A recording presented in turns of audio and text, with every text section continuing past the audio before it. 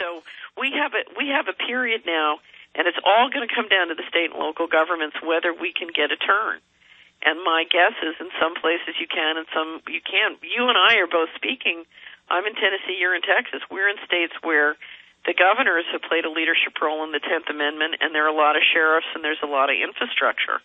And this is not impossible. I mean, we have more and more states, 30-plus, moving towards 10th Amendment declarations. The media spins that like it's secession or something. It's not. It's declaring 10th and 9th Amendment. And we have those success stories and leaders at the state level that will speak out and will be bold.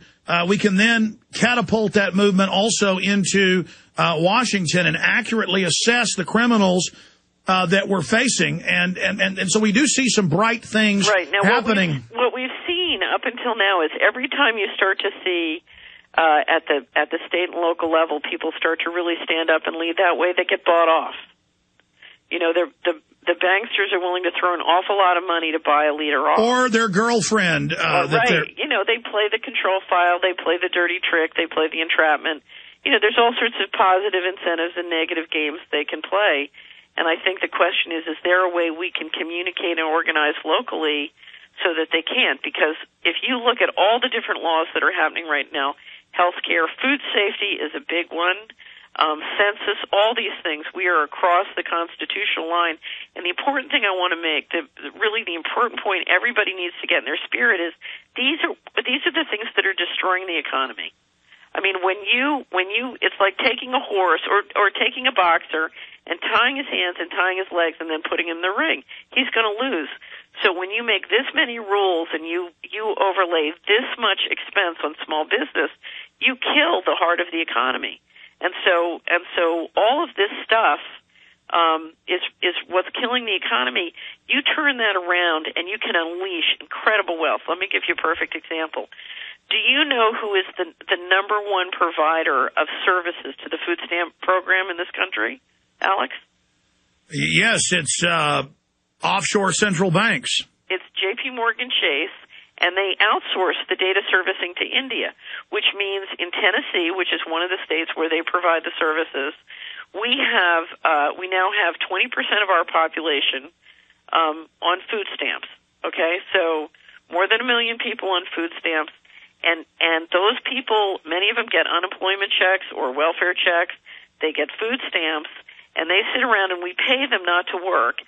Meantime, we have beaucoup beautiful farmland, you know. The farmers can't find labor. Everybody's too busy, you know, dealing drugs or, you know, being on whatever government subsidy. And we've got the big agribusiness moving down into Latin America, controlling the agriculture, you know, shipping the food in. It's highly processed. It makes us sick. That's part of the healthcare problem. And so, and J.P. Morgan Chase is doing the servicing work. And the theory is that we can pay somebody in India or in Latin America to do something that the people who are getting those food stamps could do here, and it's cheaper to pay them not to work and then pay somebody else in Latin America to do the farming and somebody in Asia to do the data servicing, and that's just not true. The numbers don't add up. And that's why if the state and local players can sit down and say, okay, how could we re-engineer this, move all those jobs back to our state, do this on an economic basis, where is the opportunity to create lots more cash flows into the local small businesses, lots more equity, lots more skills, lots more knowledge. You know, it's all there, but you're going to have to deal with, okay, we can't let the feds have control because they're literally draining our lifebloods. It's like a vampire. Well, I think the number one mission is to continue to point out there are criminals out in the open who won't say where trillions of dollars went, and then we find out it went to them personally, and they ordered the holding companies that they laundered the money through, like AIG, to not, in federal filings, tell the feds or the public that the very bankers running policy and government were the ones that were getting the money. I mean, a 5-year-old can understand that basic fraud. And the fact that we do hear talk of indictment on MSNBC, and we do even see Ed Schultz saying, man, Obama's really bad. What about the Obama hoax? I mean, obviously, it's all dog and pony show. Obviously, 8 years of Bush, people figure out he's a fraud, the new savior. He's just meant to con people long enough for them to get their agenda through. Then Glenn Beck's organizing the right wing to get Republicans back in. The reality is the change we're talking about cannot be engineered at Washington. Alex, no, I know, but we need to discredit tomorrow. Washington is what I'm saying. What? So that people will accept the states taking back over. You've got to make the changes, because the reengineering that has to happen in Austin, Texas, is totally different than the reengineering that has to happen in Hickory Valley, Tennessee. And so there's got to be a fundamental economic change bottom up. Okay, here's an example. In Austin, they spend $170 million on the buses that 1% of Austin uses, and they spend $70 million on the roads. I mean, Austin is run by, they're not liberals, they're a bunch of criminals that openly rob and steal everything, steal property. I mean, everywhere I go, it's just crooks running everything. Right, and you know why? Because we have created a financial mechanism that would allow us to borrow massive amounts of money globally. And so we've had massive amounts of money, and as long as the criminals could engineer that subsidy, this could keep going, and they could offer more money at cheaper prices, and we've been willing to go along with that. Now, do you remember my red button story?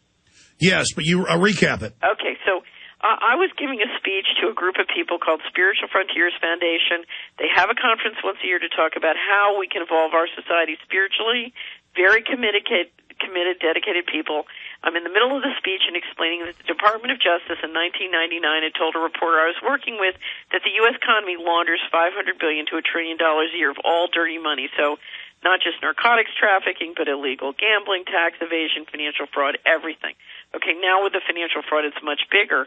But at that time, $500 billion to $1 trillion. So I said to this wonderfully spiritual, evolved audience, if you could push a red button to stop all hard narcotics trafficking in your community, your neighborhood, your country tomorrow, thus offending the people who control all this money, who here would push the button? Out of 100 people, only one would push the button.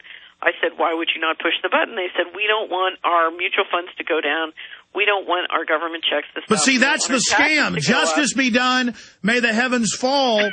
I mean, all of these parasitic systems cost more than they make, and they're wrong. Right. And so what it's going to come down to is we've seen the Fed monetize the whole Treasury and mortgage market last year. And so you can't keep monetizing at this rate. And so now the day has come where the bell is ringing and saying, we can't get free money forever anymore, so something's got to give, and we've got to change. And those changes are going to happen, Alex, in the places where our governors, our attorney generals, and our sheriffs can come together, assert 10th Amendment right, and now we're all going to have to support them in reengineering the economic flows. But when it comes out the other side of the sausage maker, we're all going to have to be a lot more productive. Well, it is true that half the population is on some form of government dole or payment or job, and the government's only getting more aggressive, more parasitic, more militarized. Right. And what the cops and the bureaucrats don't understand is the bankers have already moved offshore. They're literally for 3 years been buying homes offshore. They believe they're probably going to lose control, but they've already run off with the bag of money. Right. And that's why this Geithner, I think it is very, very important. I said in my year-end wrap-up, which I called the year of the giant vampire squid, the wonderful story from Rolling Stone, declared Goldman Sachs the giant vampire squid. Basically what these guys did, Alex, in the 90s and early 2000s, they moved trillions of dollars out of the country, a lot of it illegal. To do that, they issued massive fraudulent securities and derivatives, and what this bailout did was it refinanced them out of the fraud. And so they have pulled off not only the financial coup d'etat, but pushing the liabilities for the fraudulent securities they issued to do it back onto the taxpayers. And they're pulling their train out of the station and leaving us to grapple.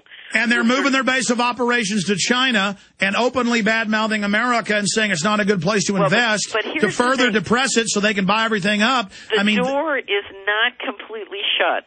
A Geithner investigation and indictment, because we now have, remember, we have Geithner saying, I proposed a deal where I didn't give Goldman Sachs 100 cents on the dollar, And they said they were fully hedged, so they didn't care, and they'd rather see a default, and they'd pick it up on the other side. And we now have the Goldman CEO and chairman saying in testimony today, well, wait a minute, nobody offered me that deal. So one of them has got to be lying. So we now have pitted the Secretary of the Treasury and the chairman of Goldman Sachs, and one has got to be lying. So if you can turn this into, testimony, under oath, investigation, you can still open a door and unravel this whole thing. So it is not, it's never, since I'm a big woman, I hate to say it's never over till the fat lady sings, but it's never over till the fat lady sings.